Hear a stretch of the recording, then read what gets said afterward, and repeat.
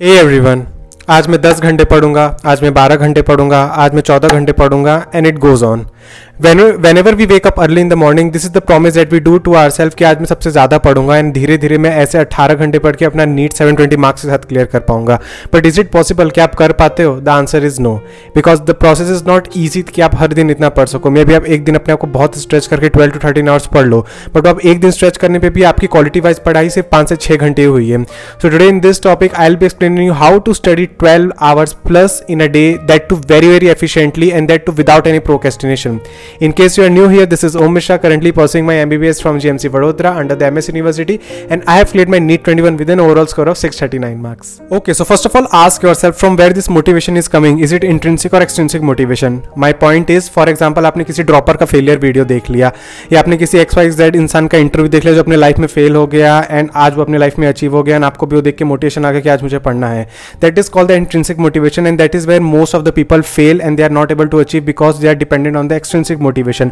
What is your personal intrinsic motivation to study? For example, for any good aspirant who has some intrinsic motivation, it can be like कि मुझे अपने state में top करना है, मुझे मेरी city में टॉप करना है, मुझे ये XYZ कॉलेज को एक्वायर करना है, या मुझे ये XYZ अपने मार्क्स अचीव करना है क्योंकि मेरा बड़ा भाई हमारी बड़ी बहन भी ये मार्क्स अचीव कर चुकी है.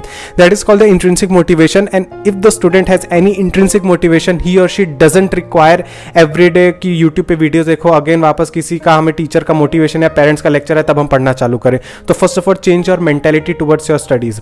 Secondly I just want to say that it is not very easy कि आप आज सोच लियो और कल से आप 12-13 घंटे पढ़ना चालू कर दिए. मे बी आप एक दिन अपने आप को बहुत पुश करके 13 से 14 घंटे पढ़ भी लो, लेकिन आप एफिशिएंटली सिर्फ 4 से 5 घंटे पढ़े हो.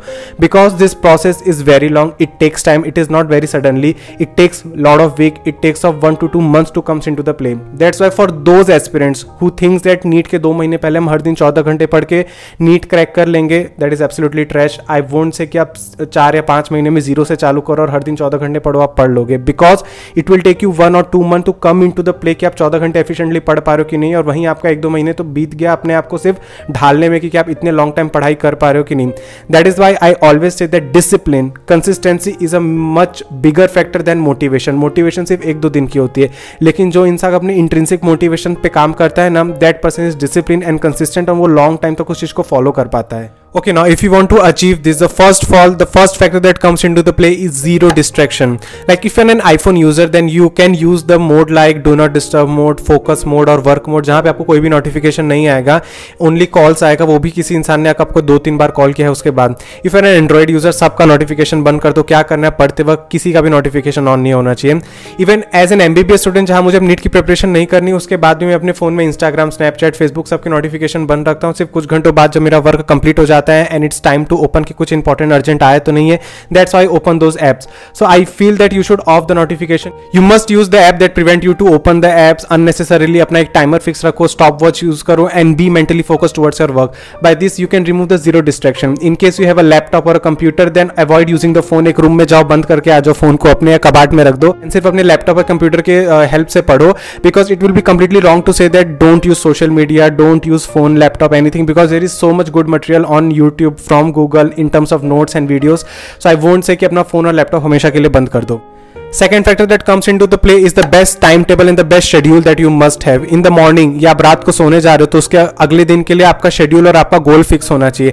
आप 12 to 14 आवर एफिशिएंटली स्टडी क्या करोगे? You should understand the word efficient. Efficient मतलब आपका कोई भी टाइम, आपका कोई भी एनर्जी वेस्ट नहीं होना चाहिए बस चूज करने में कि आज मैं कौन सा सब्जेक्ट पढ़ूं, कौन सा चैप्टर पढ़ूं. आपको एक चैप्टर रैंडमली चालू कर दो, लेकिन आपको पता उससे ज्यादा मेरा वीक वो चैप्टर, लेकिन आप फिर भी बस पढ़े जा रहे हो. This waste your time, this waste your energy, and this is where other NEET aspirant with their proper time, with their proper schedule, they are running up a lot in ahead of you. The third thing that comes into the play to achieve this goal is the efficient way of studying. For example, मैं बताता हूँ, I was a person जिसको दोपहर में सबसे ज़्यादा laziness आती थी पढ़ने के लिए, लेकिन मुझे अपना दोपहर बिगाड़ना नहीं था कि मैं पूरे दिन पढ़ूँ, दोपहर मेरा ऐसे चला जाए. So what I used to do, मैं मॉर्निंग में सबसे फ्रेश रहता था तो मैं सबसे पहले अपना मॉर्निंग में फिजिक्स करता था, फिजिक्स पढ़ता था, फिजिक्स के नोट्स बनाता था, फिजिक्स सॉल्व करता था.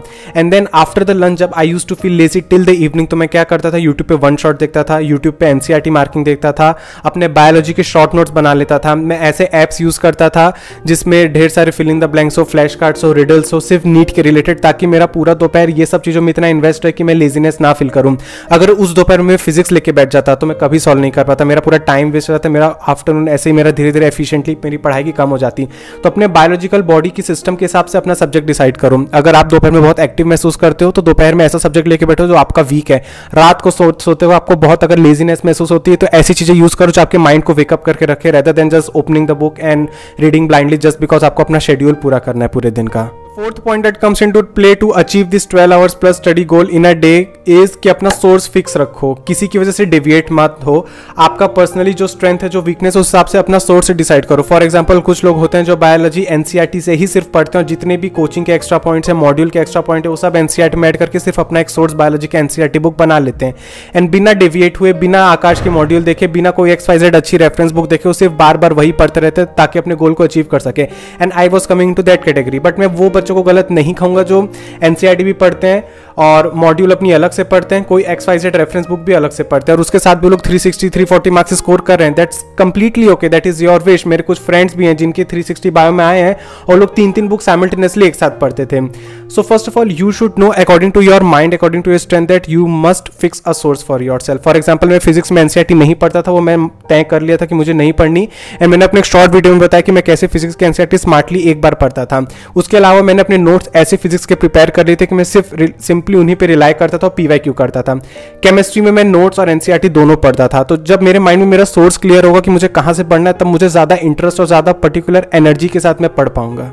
The fifth point that comes into the play is exercise. I always used to say सो के उठने के बाद तुरंत मत पढ़ो, हाफ एन आवर का टाइम तो अपना कॉफी पियो, अपना वार्म वाटर पियो, उसके बाद 15 से 20 मिनट अच्छी कार्डियो एक्सरसाइज करो जिससे आपकी बॉडी खुल जाए, आपका माइंड एकदम वेकअप रहे और उस समय अपना कोई स्ट्रॉन्ग सब्जेक्ट लेके बैठो।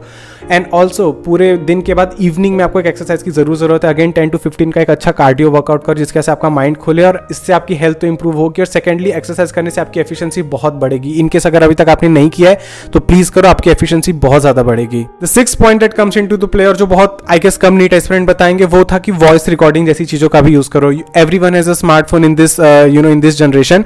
सो मैं क्या करता था, मैंने ऐसे ऐप डाउनलोड किए थे जो आपके बुक के टेक्स्ट की रीडिंग को पढ़ लेते थे। मुझे बस सिंपली वो PDF इंसर्ट करना रहता था और कोई तो भी एक आर्टिफिशियल वॉइस रिकॉर्डर उसको रीड करता था और मैं ईयरफोन लगा के सुनता रहता था।